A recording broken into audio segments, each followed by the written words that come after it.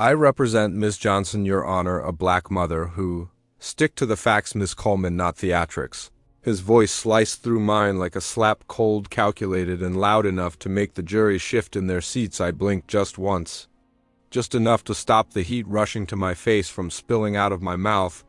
"Yes, Your Honor," I said, but my jaw clenched so tight.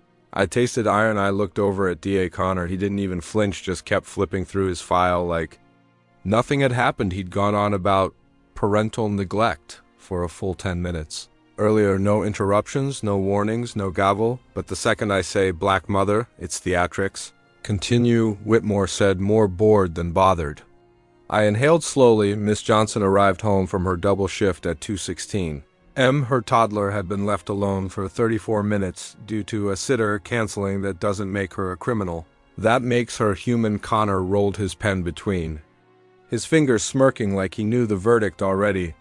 "The state rests," he said when it was his turn, barely looking up. "No drama, no passion, no interruptions. And no damn justice, Your Passionate Miss Coleman," Judge Whitmore said later. In chambers, but the law isn't a soapbox. I stood in front of his oversized desk, hands locked behind my back, trying to read the books lining his wall, leather-bound trophies. Dustless, lifeless, and yet that's exactly where injustice hides. I replied, voice steady. He laughed, just a puff of air through his nose. "You've got fire, I'll give you that." I met his eyes. "What you call fire is just me refusing to let my clients burn alone. You think I'm the enemy here?" "I think silence is." His fingers tapped the desk, tap, tap, tap. No words came, just that damn sound and the smug look he wore like a robe. "You'll learn," he said finally. "Courtrooms don't bend for feelings." "No," I said quietly. "Just power." I turned to leave before I said more, before I said too much, but I felt him watching me the whole way out. Miguel jogged to catch up as we stepped onto the marble floor of the courthouse. "Did you see it too?" he whispered. "The way he only cut you off." I didn't answer. "Not once with Connor," he said again, this time louder, like maybe I hadn't heard I had. I'd felt it in my spine, in my stomach, in the cold stare that followed me every time I stood to speak. "You're quiet," he added, "because anything I say now will echo," I said. He didn't get it. He was still young, still believing the system just needed tweaking. I'd stopped believing that years ago. Later that night, I sat at my kitchen table, heels off, hair down, a file open, but unread. I hit play on the voice memo I saved for days like this. My father's voice cracked through the static. "They won't hand you respect, baby girl. You take it with your words, not fists, not tears, with your words." I closed my eyes and let the silence after his voice wrap around me. Tomorrow, I'd go back in that courtroom, not for the judge, not for the system, for the mother who worked 2 jobs and still got judged, for the kid left alone for 34 minutes. But held in custody for 2 weeks for every story that gets cut short. Like mine almost was. Today he won't drop the gavel for me, so I'll keep raising my voice until he hears it. Asterisk. The cameras flashed like lightning. Reporters crowded around D. A Connor microphones pushed forward like weapons. "Mr. Connor, stellar prosecution today." One of them called out, grinning like they'd already written the headline. I stepped past them, clutching my case file. One reporter leaned toward his colleague and whispered just loud enough, "Who's she again?" That sting again, not new, but still sharp. Inside the courtroom, the air felt colder. I slid into my seat. Connor, of course, strolled over with the same smug confidence he wore in law school. "We're not in law school anymore, Zara," he said, voice low and smooth. "Emotion doesn't win cases." I didn't even look up. Neither does bias disguised as order. His jaw ticked just a little. He didn't expect that the bailiff called court into session. I stood, heart pounding behind my ribs, like it was trying to escape. The witness took the stand, Officer Ralston. I approached with my notes, but I didn't need them. I'd memorized every lie in his report. "Officer, you stated you saw my client reach into his waistband." "Yes." He cut me off, standard threat gesture. "And you were how far away?" "Roughly 15 feet in the dark." "There was a street light. Do you wear corrective lenses?" "Officer," he shifted, "I occasionally for distance." "So you occasionally wear glasses." Saw a black teenager in the dark from 15 feet away and assumed he was pulling a weapon. Judge Whitmore cleared his throat. "Miss Coleman, do you need the question repeated yourself?" The words hung there like smog. My spine straightened. "I don't need help, Your Honor. I need space to speak without interruption." A soft ripple spread through the gallery, not laughter, something else, surprise. Maybe recognition. Connor didn't look up from his legal pad. I turned back to the officer. Tell the court, did you find any weapon on Darnell Carter? His mouth twitched. No. Did you find drugs? No. Then why did you put in? Your report, subject, match known offender profile? Ralston blinked. Because of the hooded sweatshirt and location, my voice dropped. You mean the hoodie that half the kids in that neighborhood wear and the sidewalk outside his grandmother's house? Well, that'll be all. I returned to the defense table. Darnell's hands trembled beneath the surface. I slid mine over his. They already decided. I'm guilty, huh? He whispered, eyes wet but defiant. They think they did, I said. Now we change the ending. Judge Whitmore called a recess. I stood slowly, letting the silence stretch just a second longer than necessary. Connor walked past me toward the prosecution bench, but paused. You always were passionate. Still am, I said, just with a sharper aim. He didn't respond, just kept walking. As I packed my files, a black woman from the gallery stopped me. Keep pushing, she said, voice shaking. My son ain't ever. Had someone like you fight for him? I nodded, too choked up to answer. Outside, the sky had turned steel gray. Another reporter aimed a mic at me. Miss Coleman, any comments on today's cross? I looked them in the eye. I don't comment on theatrics. I build truth one case at a time. They blinked, then scribbled, hungry for a headline. Credentials didn't shield my skin, but they never would. I didn't wear this suit to blend in. I wore it to disrupt, and tomorrow I'd be back. You ever try the lemon pound cake here? Carla asked, casually breaking off a piece with her manicured fingers. I'm not really hungry. I stirred my coffee, though I hadn't touched it. My stomach had been twisted into a knot since dawn. You're not here to eat, she said, voice smooth as melted caramel. You're here so I can talk some sense into you before you go back in there and shrink. I looked at her, eyes tired. You think I'm shrinking? Carla didn't blink. I think you're questioning your own fire. That's the first step toward silence, and silence is what they're counting on. I leaned back, the chair squeaking. What if I say too much, push too hard? What if I make it worse for Darnell? She leaned in, elbows on the table. Her eyes burned with something ancient and uncheckable. Zara, they already threw the book at that boy before the trial even started. You're not making it worse, you're making it visible. I swallowed. And if I mess up, then you stand back up. Like we always have. You think they're scared of you, she pointed at my chest. They're scared of how good you are with your mouth closed. So don't. The words settled over me like a warm coat. Heavy, protective. I closed my eyes and nodded once. Let them hear you. Baby girl, Carla said, finishing her cake. Let them feel you, back in court. I barely made it to the table before Connor tossed a thick folder across it. It landed with a slap, just short of my coffee-stained notes. Don't choke, he muttered, lips barely moving. And try not to cry in front of the jury this time. I looked at him, slicked hair, tight grin, cologne too sharp for morning. I smiled just enough. Try not to underestimate me again. You're bad at reading people, he opened his mouth. But Judge Whitmore entered. Connor shut up just in time. We stood. I didn't tremble. Not today. The motion hearing began, fast and mean. Connor objected to everything I said, like I was coughing up fire in a library each time I rose. I felt Carla in my bones. I quoted precedent. I cited bias. I called out procedural manipulation, so smooth they thought no one would notice. Connor rolled his eyes. Your Honor, opposing counsel is prepared. I cut in, and apparently too loud for Mr. Connor's comfort. The courtroom chuckled. Whitmore didn't miss Campbell, the judge said, voice like splinters. This isn't a performance. No, Your Honor, I said. Steady. It's a fight for someone's life. I saw it then. Something flicker behind his stare. Not respect, but recognition. I wasn't going to break. Connor whispered, You're pushing it. I didn't look at him. Good. When I rested my case for the motion, I knew I had ripped the mask off every lie they filed against Darnell. The evidence suppression, the coerced witness, exposed. I waited. The judge took his time, flipping through papers like he hadn't already made up his mind. Then motion denied. Silence. Not shock, just disgust. A quiet wave across the courtroom. I heard someone suck their teeth.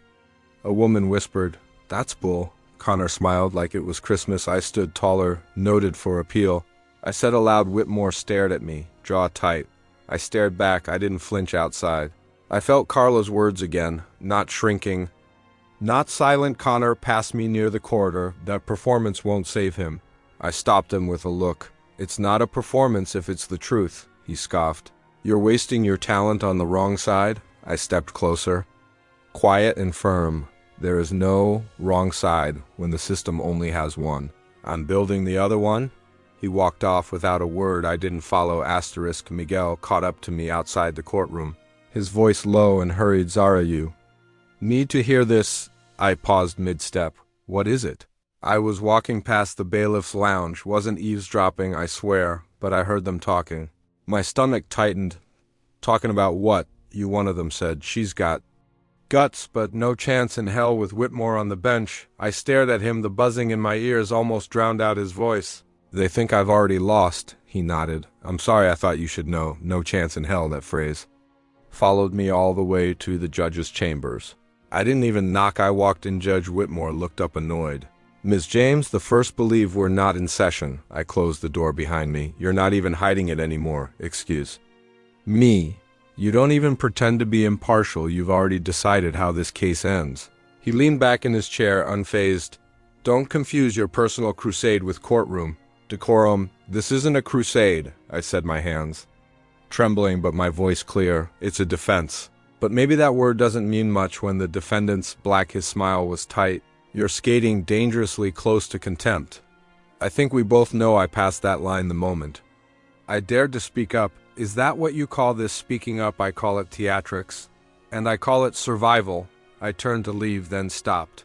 You can hide behind your robe, your bench, your rules, but I see you. He didn't answer. He didn't need to. I saw the flicker, barely a twitch, but it was there, a crack in the mask. Eye. Walked back into the courtroom. My hands still shook, but my spine was steel. The jury returned 12 pairs of eyes, most avoiding mine. But one woman, middle-aged, sandy blonde, wringing her hands, met my gaze just for a second was enough. I began my closing. We've been taught to trust the system, to believe in fairness, but fairness doesn't live here, not today. Not when a black teen walks into a store and walks out in handcuffs. No objections, no interruptions, just silence. I stepped closer to the jury box. Maybe some of you have doubts, maybe you're scared to say them out loud, but deep down you know this isn't right. The woman looked at me again. This time she didn't flinch. My client didn't steal. He walked, he looked, and someone decided that was enough to label him. I paused. My throat felt tight, but I pushed through it. You can follow the rules or you can follow justice. Sometimes they're not the same thing. I sat down slowly. The silence stretched. Judge Whitmore's gavel finally broke it. Jury will now deliberate. They filed out, but the forewoman glanced back at me, and in that brief flicker of connection, I felt it not victory, but the start of it. Your Honor. I moved to enter this into evidence, I said, holding up the USB drive like a weapon I'd carved from months of sleepless nights. Whitmore didn't even look up. On what grounds? Rebuttal. The prosecution claimed no footage existed from the West Corridor. This proves otherwise. You had ample time to disclose this earlier. Respectfully, I cut in. Fire crawling up my spine. I wasn't aware truth had a deadline. Murmurs stirred behind me. I didn't turn. My eyes stayed locked on Whitmore. I wasn't blinking anymore. He leaned forward. Fingers steepled. Counselor, I've warned you before. And I've obeyed, I said sharply. But I'm not going to sit quietly while you referee for the prosecution. A sharp inhale from the jury box. Someone coughed. My throat tightened. Whitmore's eyes narrowed. You're bordering on contempt. You going to let me finish? I said. Voice steady as stone, or just help the prosecution from the bench. Silence so loud it buzzed in my ears. Even the court reporter's fingers froze above her keys. I stared into Whitmore's face and saw exactly what he was doing, and this time, I wasn't going to let it slide behind polite objections and measured tones. Proceed, he muttered. His lips barely moving. I turned back to the screen, heart slamming against my ribs. Exhibit 34, I said, and tapped the remote. The footage played. Granny. But damning Darnell, walking the corridor alone, unarmed, no struggle, just him. A soda in hand, headphones in. Passing the door, the security guard claimed he'd broken into it, was time-stamped. It was clear. It was devastating to the prosecution's Case I pointed, no forced entry, no weapon, just a black man existing, a woman in the back gasped. The jury leaned forward like they'd just realized they weren't watching a game. They were holding someone's life when I sat down. My hands shook under the table. I clenched them into fists during the recess. I stepped outside to breathe the hallway, buzzed with whispers and sideways glances. Darnell caught up to me by the vending machines. His eyes red but alive in a way I hadn't seen since arraignment. "You lit him up," he said, grinning, but his voice was soft, careful. I thought he was gonna blow a gasket. He still might. I muttered, "Judges like Whitmore don't forget when you bruise their ego." "But you did it anyway." I looked at him. His hoodie was too thin for the air conditioning. His eyes were tired. "But alert, even if I lose," he said. "At least someone's fighting like I matter." That stopped me cold, all the prep. The evidence. The filings, none of it felt like enough, but those 5 words. They pierced right through the exhaustion. "He saw you," I whispered. Half to myself, "Huh, Whitmore," I said. "For a second, he actually saw you as more than a case file." Darnell laughed bitterly. "You think that matters?" "Not to him," I said, "but to them." I nodded toward the jury room. Someone in there looked. "Up today, someone listened." He looked away. "That's not justice." "No," I said, "that's survival, but it's the only way we live long enough to get justice." I didn't tell him about the crack I saw in juror number 3's face when the video played, or how her eyes widened, not in confusion, but in recognition. Something shifted, not enough, but a beginning back inside. The courtroom felt different. The bailiff didn't smirk as I passed the prosecutor, glanced down. I sat straighter, adjusted my blazer. I wasn't shrinking anymore. This wasn't about courtroom decorum, it was about truth, with teeth. And today, mine bit back. Connor's voice dripped with contempt. "This isn't about skin color.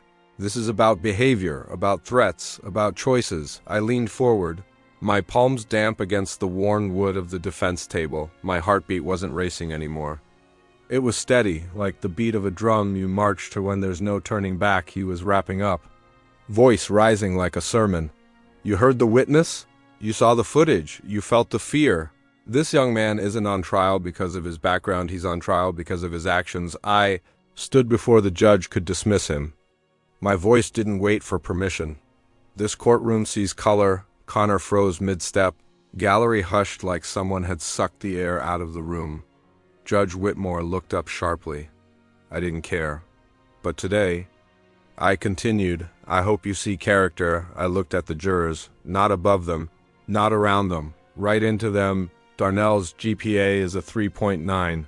He works 30 hours a week at the diner on 14th just to help his mom cover rent. He stayed silent when Officer Keegan yelled at him, shoved him, accused him. Connor opened his mouth. I beat him to it. He didn't resist. He didn't run. He stood still and said, "Yes, sir," over and over, like he'd rehearsed it since childhood. Like staying alive was an audition the juror in. Seat 5. An older white man with a frown that never moved, blinked slowly. His arms dropped from their cross. He kept going. I had to, "You say this isn't about race, Mr. Connor? Then why is his silence seen as guilt instead of fear? Why is his posture called threatening and not polite?" I turned to the gallery. Why do people like Darnell only get character statements after they're dead? Someone shifted behind me. Leather squeaked. I didn't dare look back. "If Darnell looked like you," I said, quieter now. "This wouldn't be happening." Connor stepped forward, trying to object, but his voice cracked. He cleared his throat. "Objection. Overruled." Whitmore said, soft, hesitant. I turned to her for once. Her eyes didn't look through me. Swallowed. My throat burned, but my voice held. "You say justice is blind. I say she squints, and today, I hope she looks a little harder." I sat down, no clapping, no gasps, just movement, uneasy shifting.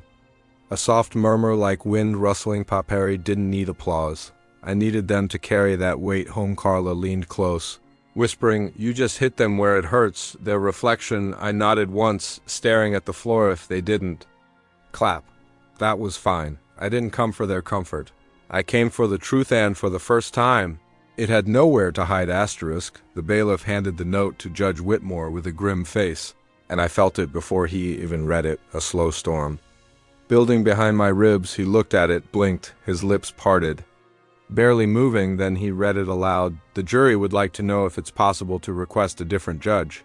The silence hit the room like a brick dropped in a still pond. What? Whitmore's voice was sharp, brittle. This is absurd. No, I said, standing slowly. My legs were shaking, but my voice wasn't. This is justice waking up. He looked down at me, face flushing, but didn't respond. I didn't need him to, for the first time. His power had a crack in it. Darnell turned his head slightly toward me, just a flicker of movement. His wrists were still shackled. God, how many times had I seen those chains in this courtroom? Carla whispered from beside me. They see it now, they see him. I didn't answer her. I couldn't. My chest felt tight. But not from fear this time. I clutched Darnell's file. The one I'd carried since day one like a shield. Judge Whitmore cleared his throat.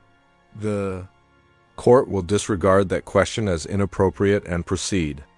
He was rattled. Everyone could see it. 10 more minutes passed like hours. Then the door creaked open. The jury was back, my hands curled into fists, nails biting into skin. I didn't pray. I didn't plead. I just waited. The forewoman rose, a black woman in her 40s with tired eyes and a straight back. We, the jury, she began. Voice firm, find the defendant Darnell Thomas not guilty. It echoed, not guilty. I didn't cry. Not yet. I just closed my eyes and let my breath leave my body like I'd been holding it for weeks. Bailiff, release the defendant. Whitmore said, his voice stripped of its usual command. Connor didn't even wait. He shoved his chair back and stormed out, papers tumbling to the floor behind him. Coward, I turned. Darnell's mother was sobbing, big, ugly sobs that filled the room. Carla gripped my arm tight. Judge Whitmore stared down at his bench like it had betrayed him. He didn't say a word, didn't even dismiss the court. He just sat there. I stepped forward and touched Darnell's shoulder. You're going home, I whispered. His lips trembled. But he didn't speak outside. The press was already swarming, microphones pushed into my face before I even cleared the steps. Miss Coleman, do you consider this a victory? Miss Coleman, how did you sway the jury? I stopped walking. One reporter, one I hadn't seen before, asked quietly. How does it feel to win? I looked her straight in the eyes. Her skin was pale, but her voice wasn't fake. She really wanted to know. It's not about the win, I said. It's about being heard. For once, she nodded. No more questions. The rest just stared, and suddenly, it hit me. This wasn't just about Darnell anymore. This was about every kid who'd been cuffed for nothing. Every mother who never got to scream in court.